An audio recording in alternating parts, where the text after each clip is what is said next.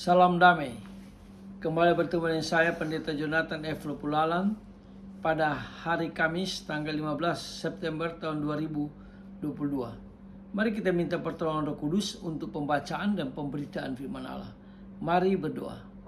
Tuhan Yesus, kami sangat membutuhkan Roh Kudus untuk pembacaan dan pemberitaan firman Allah. Dan Tuhan memberi penerangan bagi pendengar yang akan mendengarkan firman Tuhan ini. Dalam kasih dan pengampunan Kristus kami berdoa. Amin. Mari kita baca firman Tuhan yang diambil dari Injil Matius pasal yang ke-6 ayat yang ke-7. Yang berbunyi demikian. Lagi pula dalam doamu itu janganlah kamu bertele-tele seperti kebiasaan orang yang tidak mengenal Allah. Mereka menyangka bahwa karena banyaknya kata-kata doanya akan dikabulkan. Demikian firman Allah. Yang berbahagia kita yang membaca, mendengar, dan melakukan firman Allah. Haleluya. Tema kita pada hari ini adalah doa singkat yang dijawab oleh Kristus. Nah, saudara-saudara yang saya kasih dalam Tuhan Kristus, sering kita berdoa bertele-tele, tetapi tidak mendapatkan jawaban. Tetapi kali ini kita mendapatkan satu kisah dalam Alkitab yang sangat menakjubkan, yang tercatat dalam Injil Lukas, tentang seorang yang berdoa sangat singkat, tetapi dia telah mendapatkan jawaban yang pasti dari Kristus dan menjadi orang pertama yang bersama Kristus di Taman Firdaus atau di surga. Siapakah orang itu? Dialah penjahat yang sedang menjalani hukuman mati di atas kayu salib di sebelah Tuhan Yesus Kristus. Apakah rahasia yang menjadikan doanya dijawab dan dia memperoleh keselamatan kekal? Yang saya perhatikan di sini ada 3 rahasianya. Yang pertama itu dijelaskan dalam Lukas pasal yang ke-23 ayat 39 ayat 40, yaitu imannya. Nah, saudara-saudara yang saya kasih dalam Tuhan Kristus, apa yang dialami oleh 2 orang penjahat itu adalah sama. Dua-duanya telah mendengarkan dan mengetahui siapakah Yesus itu. Tetapi bedanya, yang seorang tidak mau percaya. Tetapi yang seorang mau percaya pada Tuhan Yesus sebagai penebus dosa dan Juru Selamat. Penjahat yang percaya memiliki iman yang luar biasa. Jika kita menonton film The Passion, kita pasti mengetahui bagaimana rupa dan keadaan Yesus saat di atas kayu salib. Wajahnya Yesus babak belur, berlumuran darah. Tubuh Yesus tercabik-cabik.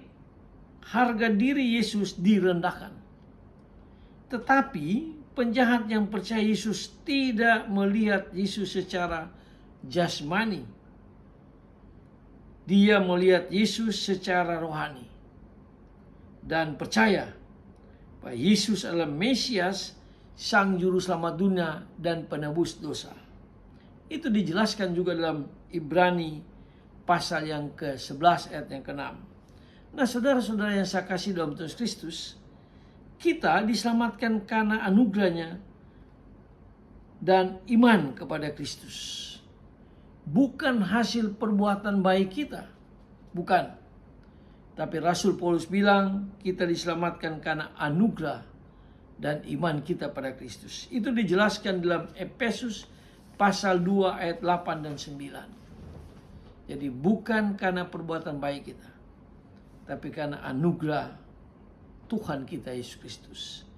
Yang kedua, itu dijelaskan dalam Lukas 23 ayat 41. Waktunya. Apa yang dialami oleh 2 orang penjahat ini adalah sama. Mereka sama-sama di atas tiang gantungan kayu salib, menunggu ajalnya tiba. Nah, penjahat yang satu menghujat Yesus, dan penjahat yang lainnya mengakui kesalahan dan dosanya dan menyadari akan hukumannya. Ada pengakuan yang tulus dan pertobatan yang sungguh-sungguh terjadi pada penjahat yang mau percaya pada Tuhan Yesus. Nah, saudara-saudara yang saya kasih dalam Tuhan Kristus, jangan terlambat untuk bertobat. Karena Kristus menghendaki semua orang bertobat dan Dia akan menerima pengampunan dosa dan kehidupan yang kekal. Itu juga yang dijelaskan oleh Matius pasal 3 ayat 2 dan ayat yang ke-8. Jadi penjahat yang percaya Yesus, dia bertobat sehingga dia memperoleh keselamatan kekal. Yang ketiga, itu dijelaskan Lukas pasal 23 ayat 42, permohonan. Penjahat yang satu memohon kepada Yesus untuk melepaskan dirinya dari gantungan salib.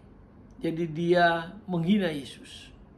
Dia mencoba Yesus supaya Yesus menyelamatkan dirinya. Tetapi penjahat yang satu lagi, dia memohon kepada Yesus untuk diselamatkan dari kesalahan dan dosanya. Jadi dia dengan rendah hati minta pengampunan dan minta dia dilepaskan dari dosa. Dan Kristus sangat mengasihi. Lalu Kristus mengampuninya dan Kristus menjawab permohonannya sehingga dia memperoleh keselamatan yang kekal. Yesus berkata, hari ini kamu sudah bersama-sama dengan Kristus di Taman Firdaus. Nah, saudara-saudara yang saya kasih dalam Tuhan Kristus, sering kita mendapati orang datang kepada Tuhan Yesus memohon kesembuhan tanpa pertobatan, mencari berkatnya saja tanpa mencari sumber berkatnya, maka pasti orang itu akan gagal dan tidak akan mendapatkan keselamatan bahkan berkat. Nah, saudara-saudara yang saya kasih dalam Tuhan Kristus, apakah seseorang dapat diselamatkan menjelang kematiannya setelah menjalani kehidupan yang jahat? Jawabannya sangat sederhana, dapat. Asalkan sebelum mati dia bertobat dan menerima Yesus sebagai Tuhan dan Juru Selamatnya secara pribadi. Ini yang penting. Sebelum dia mengembuskan nafas terakhir, dia perlu bertobat dan minta pengampunan dosa pada Kristus, maka Kristus akan mengampuni dia. Karena dalam 1 Yohanes 1 ayat 9 mengatakan, jika kita mengaku dosa kita, maka Kristus akan mengampuni dosa kita dan akan menghapus segala kejahatan kita. Marilah kita memohon doa dengan singkat, tidak perlu bertele-tele untuk datang bertobat kepada Tuhan Yesus. Mari kita tunduk kepala, kita berdoa. Tuhan Yesus, terima kasih atas pengalaman hidup yang dinyatakan Alkitab terhadap dua penjahat yang ada bersama-sama di salib Kristus.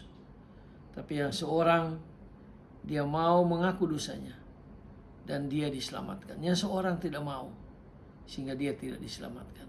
Tolong kami Tuhan, supaya kami mau rendah hati untuk bertobat, untuk percaya Yesus dengan sungguh-sungguh. Ampuni dosa kami Tuhan, dengarlah doa kami. Dalam nama Tuhan Yesus kami berdoa. Haleluya. Amin. Terpujilah Kristus, sampai kita berjumpa di kesempatan yang lain.